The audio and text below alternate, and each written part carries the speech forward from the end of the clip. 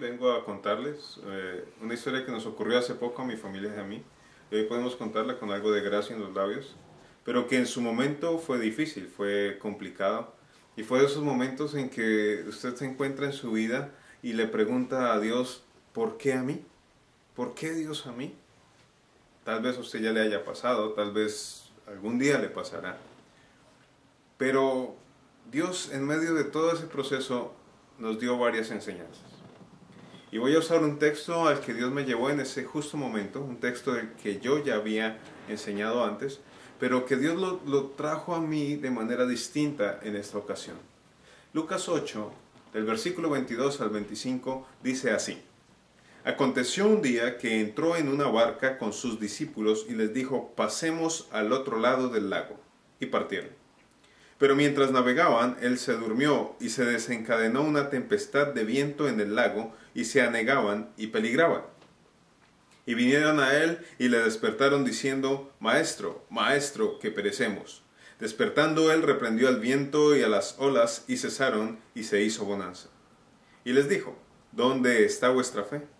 Y atemorizados se maravillaban y se decían unos a otros, ¿quién es este que aun los vientos y a las aguas manda y le obedecen? Una de las cosas bien interesantes que aprendimos en ese preciso momento es cuál es el deseo de Dios para mi vida. En ese justo momento los discípulos estaban a un lado del lago de Genesaret y Jesús les dijo, pasemos al otro lado del lago.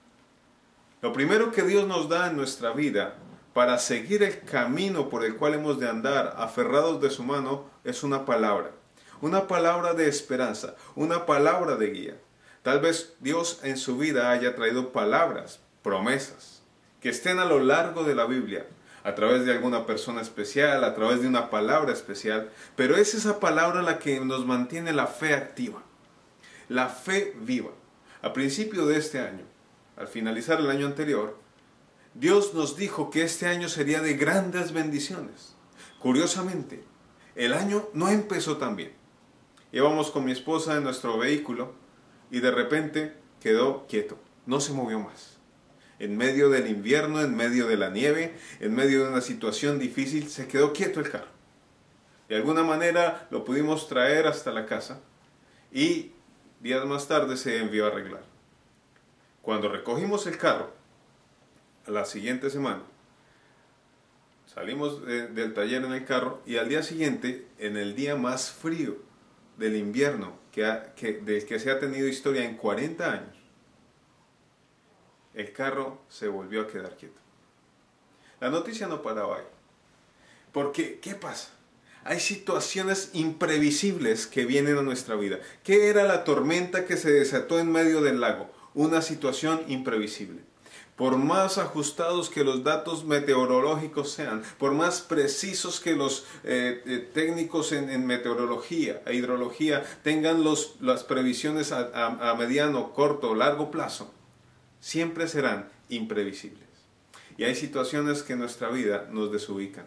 Hay situaciones que nos sacan del camino por el cual estamos andando. Una enfermedad, el daño de un carro, una tragedia en la casa.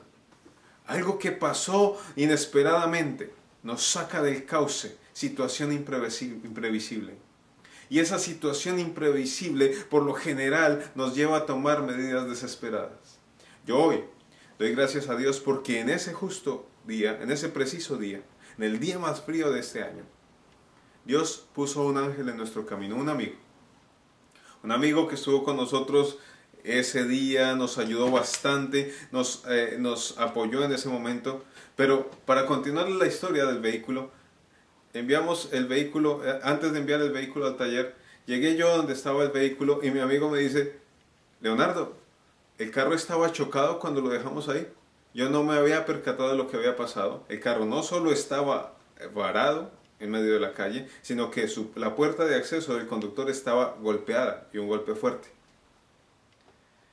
Recuerdo haberme sentado en el carro desesperanzado con las manos en el rostro y decía, Señor, ¿por qué a mí? ¿Por qué hoy? ¿Por qué justo en este momento? Cuando más necesitamos el vehículo. Estaba yo en ese tipo de reclamo a Dios, cuando un señor que tiene su casa justo al frente donde había quedado el vehículo, tocó a la ventanilla y me llamó y me dijo: señor, mire, qué pena, mi esposa chocó con su vehículo, pero acá tengo los papeles del seguro para que los diligenciemos y ellos van a arreglar su carro. En medio de la tormenta había una buena noticia. No solo eso, pude entrar a la casa de ellos. Ellos me ofrecieron que me quedara ahí mientras llegaba la grúa para remolcar el carro, porque el frío era muy fuerte y pude esperar en un lugar cálido. El carro, el golpe ya estaba teóricamente solucionado. Una situación imprevisible, una respuesta divina. Pero la historia no acaba ahí. Llevamos el carro al taller. Y la situación se empeoró cuando el mecánico me dice: no, el motor del carro se fundió. Hay que cambiar el carro o hay que cambiar el motor. Un carro que aún se está apagando en un lugar extraño, en un lugar desconocido. Es un asunto que nadie espera. Es totalmente inesperado. Mi amigo, que les conté al principio, me llamó justo en ese momento. Me dice: ¿qué pasó, Leo? Le conté, le dije: mire, pasó esto, pasó lo otro. Y me dice: pero algo se debe poder hacer. Estaba yo almorzando cuando el mecánico llegó al lugar donde yo estaba almorzando y me dijo: Leonardo, mire, le tengo una buena noticia en medio de la mala noticia. Su carro aún está en garantía.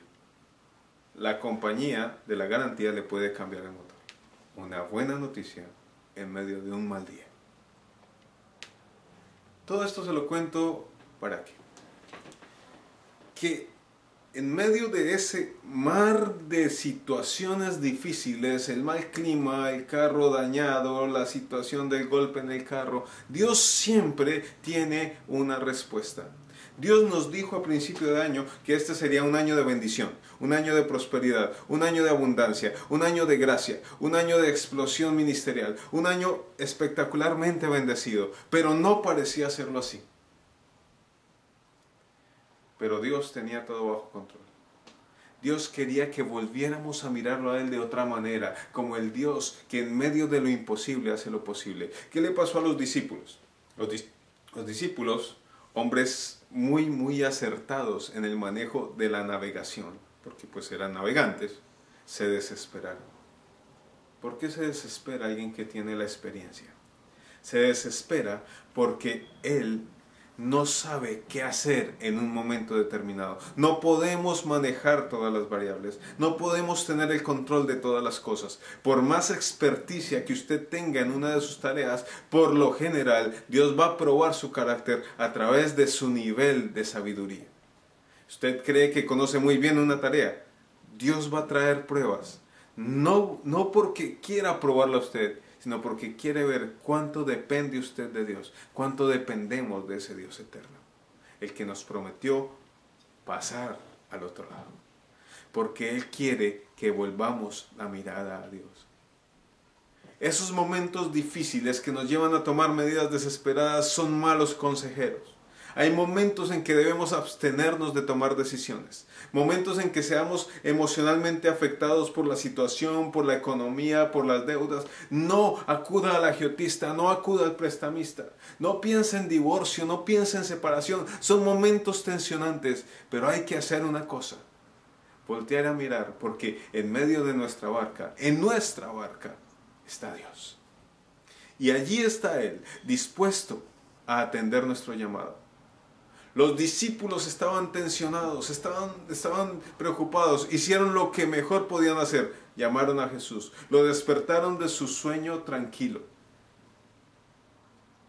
Jesús se despertó y simplemente hizo lo que un Dios todopoderoso puede hacer, ordenó que todo viniera al orden. Hoy Dios quiere ordenar todo lo que ha venido siendo desordenado en su vida y en mi vida. Hoy Dios quiere ordenar eso que trajo desequilibrio a su situación. Hoy Dios quiere ordenar. Y Él dice: calla, enmudece. A la tormenta se le dice: calla, enmudece, porque Jesús lo dijo. A la tormenta se le dice: calla, enmudece, porque el orden de Dios es que haya grande bonanza. A la tormenta se le dice: Dios está conmigo, tú no puedes más que yo. A la tormenta se le dice, yo tengo la respuesta porque Dios está conmigo. A la tormenta se le dice, silencio, conmigo no podrás, porque yo sé en quién he creído, y en quien he creído me dijo que pasaría al otro lado.